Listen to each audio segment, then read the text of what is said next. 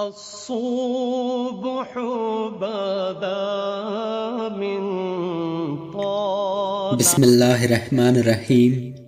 نماز حاجت۔ جب کوئی حاجت پیش آئے تو اس کے لیے 2 یا 4 رکعتیں پڑھے۔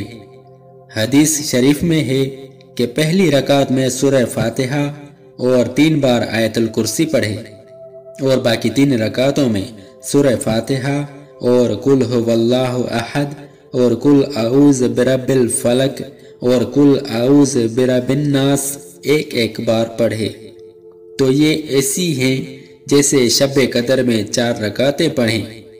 بزرگان دین فرماتے ہیں کہ ہم نے یہ نماز پڑھی اور ہماری حاجتیں پوری ہو گئیں۔ نماز کے بعد دعا مانگے، اول آخر درود شریف پڑھے۔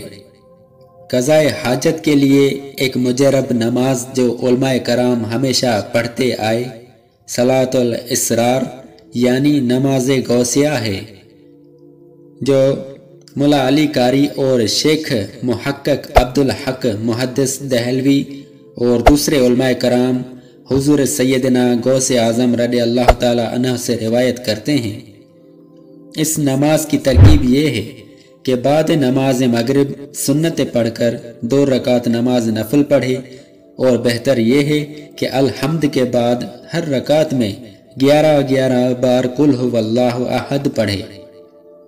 سلام کے بعد اللہ عز و جل کی حمد و ثنا کرے، پھر نبی کریم صلی اللہ علیہ وآلہ وسلم پر 11 بار درود سلام عرض کرے اور 11 بار یہ کہے، یا رسول اللہ یا نبی اللہ اغثنی وامددنی فی قضاء حاجتی یا قاضی الحاجات۔ پھر عراق کی جانب 11 قدم چلے، ہر قدم پر یہ کہے، یا غوث الثقلین و یا کریم الترکین اغثنی وامددنی فی قضاء حاجتی یا قاضی الحاجات۔ پھر حضور سیدنا غوث اعظم رضی اللہ تعالی عنہ کے وسیلہ سے اللہ عز و جل سے دعا کرے، انشاءاللہ تعالی جلد مراد کو پہنچے۔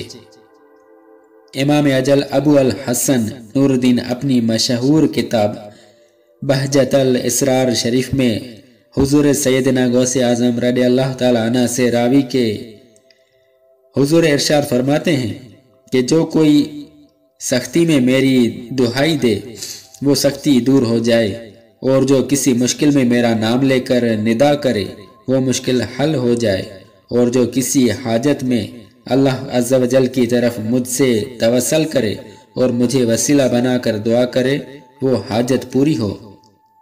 مولا عز و جل ہم سب کو آپ کی برکات سے مالا مال فرمائے، آمین۔